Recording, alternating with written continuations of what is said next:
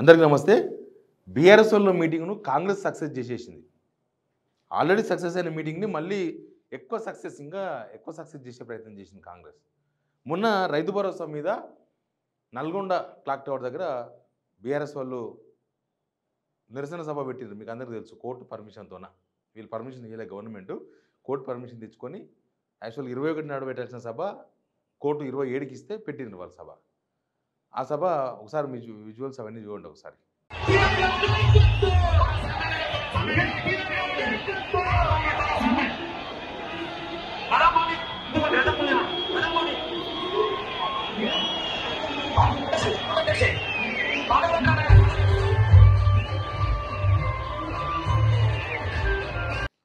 అయితే ఇప్పుడు కాంగ్రెస్ వాళ్ళు చెప్పేది ఏంటంటే, కాంగ్రెస్ వాళ్ళు ఏం చేశారంటే, సభ అయిపోయింది. సభ అయిపోయిన తర్వాత సభ అట్టర్ ఫ్లాప్ అయిపోయింది.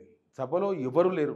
సభలో పల్లి బఠానీలు అమ్ముకునేంత వాళ్ళు కూడా లేరు అని కోమటిరెడ్డి వెంకరెడ్డి ఒక కామెంట్ చేసిండు. నల్గొండలో కాదు, భువనగిరిలో కాదు, ఎక్కడ నిలబడ్డా గంట సేపు నిలబడితే 5,000 మంది జనం అవుతారు. మేము మీటింగ్ పెడితే అక్కడ పల్లీలు అవన్నీ అమ్ముకుంటానికి వస్తారు, ఐస్ క్రీమ్లు. అంతమంది కూడా లేరు. ఆ సభలో ఆయన ఏ ముఖం పెట్టుకొచ్చిండు, ఎందుకు వచ్చిండు? కోమటిరెడ్డి వెంకరెడ్డి గారు ఏమంటున్నారు, సభలో జనమే లేరు, నేను రోడ్డు మీద నిలబడితే ఒక అరగంట సేపు నిలబడితే 5-6 వేల మంది నా చుట్టూ మూగుతారు, మీ పల్లి బఠానీలు అమ్ముకునేంత సంఖ్యలో కూడా జనం లేరు మీ దగ్గర అని కోమటిరెడ్డి వెంకరెడ్డి చెప్పేసిండు. తర్వాత మొత్తం కార్పొరేషన్ చైర్మన్స్ అందరినీ రంగంలోకి దింపేసిండ్రు. నల్గొండ జిల్లాకు సంబంధించిన వాళ్ళు, కొద్దిగా రిలేటెడ్ ఉన్న వాళ్ళు అందరినీ వరుసగా ప్రెస్ మీట్లు పెట్టించేసిండ్రు. ప్రెస్ మీట్లు పెట్టించేసి ఏం మాట్లాడించారు ఒకసారి చూడండి. కేటీఆర్ గారు హైదరాబాద్ నుంచే దాదాపు 1000-1500 మందిని తీసుకెళ్ళి నల్గొండలో ఎవ్వరు రారని తెలిసి కూడా నిన్న మీటింగ్కు పోయి సిగ్గు ఓడగొట్టుకొని వచ్చిన వ్యక్తులు కేటీఆర్ బీఆర్ఎస్ నాయకులని. నిన్న ఏదైతే నల్గొండ హెడ్ క్వార్టర్లో కేటీఆర్ గారు చేసిన రైతు దీక్ష అనేది ఒక అట్టర్ ఫ్లాప్ షోగా మిగిలిపోయింది.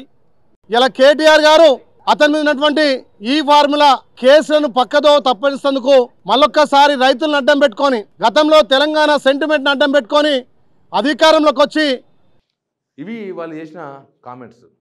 ఫెయిల్ అయిన సభకు, ఒకవేళ సభ ఫెయిల్ అయితే ఆ సభ మీద వీళ్ళందరూ బయటకు వచ్చి ఎందుకు మాట్లాడినారు? సభ మీరు జనమే రాని సభకు, అసలు జనానికి సంబంధమే లేదు, రైతులే రాని సభ అయితే మీరందరూ బయటకు వచ్చి ఎందుకు ఒక వరుసగా వీరయ్య గారు, తర్వాత వరుసగా మల్రెడ్డి రామరెడ్డి గారు, మిగతా కార్పొరేషన్ చైర్మన్స్ అందరూ కూడా వీళ్ళంతా ఎందుకు మాట్లాడినరు? వీళ్ళంతా కోమటిరెడ్డి వెంకరెడ్డి ఎందుకు మాట్లాడి? జనమే లేనప్పుడు అసలు పట్టించుకోవాల్సిన అవసరం కూడా లేదు ఎవరికి. అంటే మీరే ఆ సభకు బాగా జనం వచ్చిండ్రని చెప్పే ప్రయత్నం చేస్తున్నట్టుగా కనిపిస్తుంది. ఎప్పుడైనా సరే అధికార పార్టీ ట్రాప్లో ప్రతిపక్షం పడుతుంటుంది, కానీ ఇదంతా విచిత్రం.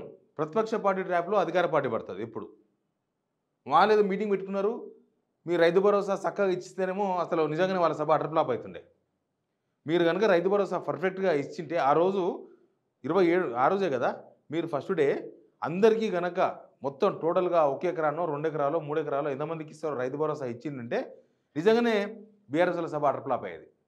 యాక్చువల్గా నల్గొండలో మిగతా వాళ్ళకన్నా, మిగతా జిల్లాలతో పోలిస్తే నల్గొండ టౌన్కు దగ్గరగా ఉన్న విలేజెస్ వాళ్ళందరికీ, వాళ్ళలో ఈ ఒక్క విలేజ్ అన్నారు మోడల్ విలేజ్ కాకుండా ఆ విలేజ్ రెవెన్యూ విలేజ్కి ఇచ్చారు. అంటే ఒక్కొక్క రెవెన్యూ విలేజ్లో ఒక 4-5 గ్రామాలు ఉంటాయి కదా, ఈ క్లస్టర్, వాళ్ళందరికీ ఇచ్చారు. ఎందుకంటే ఆ సభకు పోకూడదు అని నల్గొండలో ఇచ్చారు.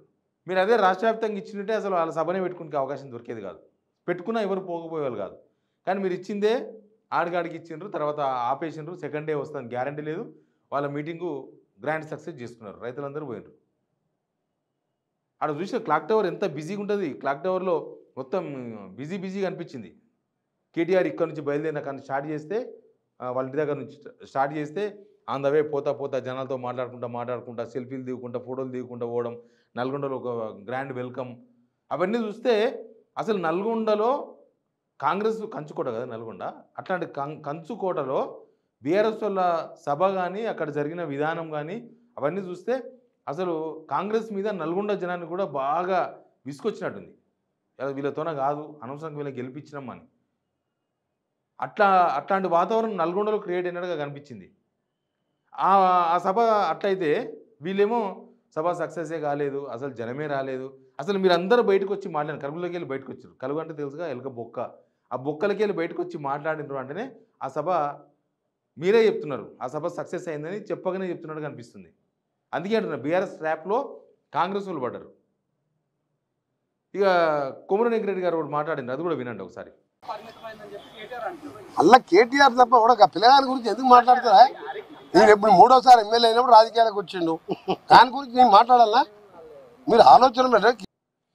కేటీఆర్ గురించి మాట్లాడిండు అంటే కేటీఆర్ ఏంది ఆ పిల్లగాని గురించి ఏం మాట్లాడాలి?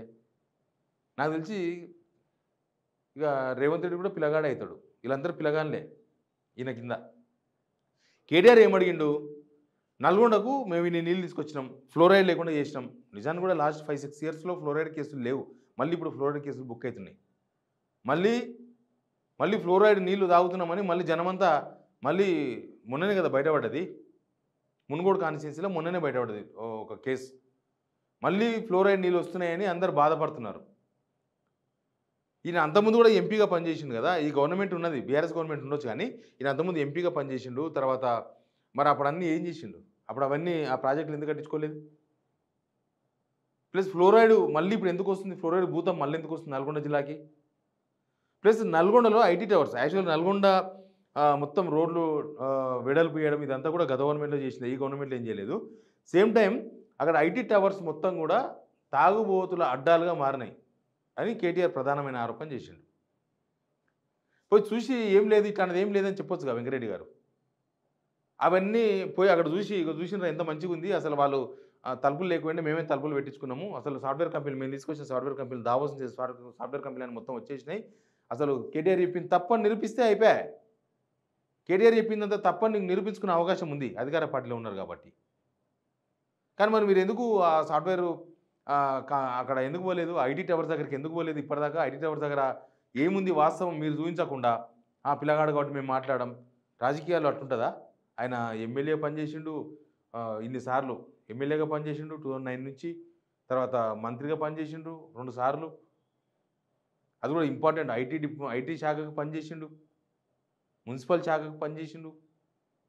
ఇక ఏంటంటే ఆన్సర్ చెప్పలేక బహుశా కోమటిరెడ్డి వెంకరెడ్డి ఆన్సర్ చెప్పలేక ఇక ఏదంటే అది మాట్లాడదామని పిల్లగాడు, ఆ పిల్లగాడు, ఈ పిల్లగాడు, అందరు పిల్లగాడులే. మీరు రేవంత్ రెడ్డి కూడా పిల్లగాడు అవుతాడు ఆ టైంలో. కానీ అసలు విషయం డైవర్ట్ చేసే ప్రయత్నం, ఒకటి సభ సక్సెస్ కానప్పుడు వీళ్ళందరూ బయటకు వచ్చి మాట్లాడాల్సిన అవసరం లేదు. 2 కేటీఆర్ అడిగిన ప్రశ్నలకు సమాధానం చెప్పి బీఆర్ఎస్లో నోరును ముగించవచ్చు. మీరు ఎందుకు ఆ పని చేస్తలేరు? ఎందుకు దాన్ని సైడ్ చేసి పడేసి చిన్న పిల్లాడు పెద్ద పిల్లాడు అని మాట్లాడుతున్నారు? ఇంకొక వీడియో కూడా చూపిస్తాం మీకు. నల్గొండలో కాదు, భువనగిరిలో కాదు, ఎక్కడ నేను నిలబడ్డా గంట సేపు నిలబడితే 5,000 మంది జనం అవుతారు. మేము మీటింగ్ పెడితే అక్కడ పల్లీలు ఏదైనా అమ్ముకుంటానికి వస్తారు, ఐస్ క్రీమ్లు, అంతమంది కూడా లేరు ఆ సభలో. రెండే పనులు వచ్చి ఏం పనులు కావు, పని వల్ల ఏ పనులు కోరేరు ఇట్లా అంటాడు అద్దాలు తీస్తారు ఇట్లా అంటే అది ఈ పని తప్ప ఏం పని కాదు అని వల్ల కోమటి వెంకట వల్ల అయితే చెప్పాను ట్రాక్టర్ ముక్కలు వేస్తా.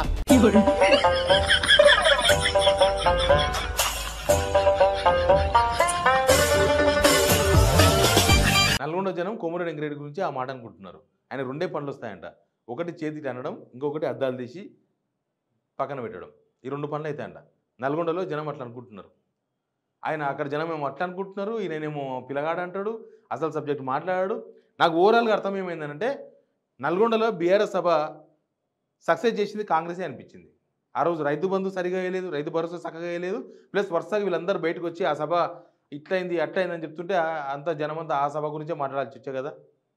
కాంగ్రెస్ సభను బీఆర్ఎస్ సభను కాంగ్రెస్ నల్గొండ నేతలే దగ్గరుండి సక్సెస్ చేశారు. బట్ నల్గొండలో కాంగ్రెస్ కంచుకోటలో కూడా కాంగ్రెస్కు తీవ్రమైన వ్యతిరేకత ఉంది. రైతులందరూ కూడా ఎందుకు వీళ్ళకి ఓటేసామా అనే ఆలోచనలో ఉన్నట్టుగా కనిపించింది ఆ సభ జరిగిన తీరు చూస్తే. Please subscribe signal TV.